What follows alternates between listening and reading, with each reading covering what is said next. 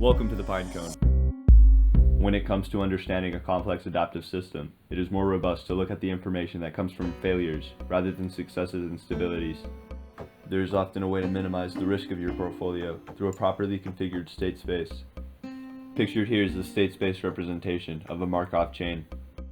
Markov chains are a group of nodes that show us how distributions receive new data.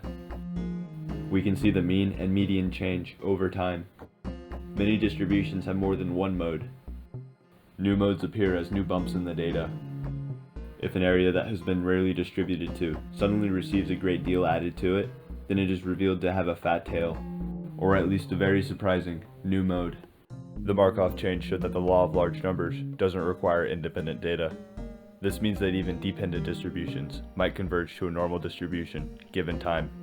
In the process of converging, it will follow a pattern like an interval. The more sticks we know about, the better we will be able to see the distribution that we will end up with when time ends. However, often markets follow a power law.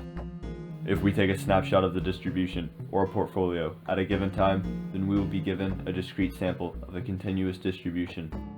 This means we might not know what modes we are going to get, or when they will be revealed to us. Sometimes there is only one mode, like in the normal distribution. The same applies to functions as well. The probability density function of a normal distribution is a sigmoid. Sigmoid functions are unimodal. This means they have one mode. Market trends follow the same rules as the dose-response sigmoid. First they go up, then they eventually come down. All dose-response sigmoids are bounded. Sigmoids are often used as the activation function in neural nets. A sigmoid represents the evolution of life, reaching a plateau. Over time, we can see the sigmoid shrink or grow in height. The market is growing and feeds into itself. This is called a hyperreality. This often is seen over time, rather than in a single moment. This is like all the inventions of history culminating into the invention of the computer, at a bifurcation point called the tipping point. At that point, computers then go back and improve the inventions that created them. Moore's law is visibly a sigmoid. Moore's law is the observation that the number of transistors in a dense integrated circuit doubles about every 2 years. However, you never know when the sigmoid is going to transform, or even if it's a perfect sigmoid. You only know that if it goes up, it must go down.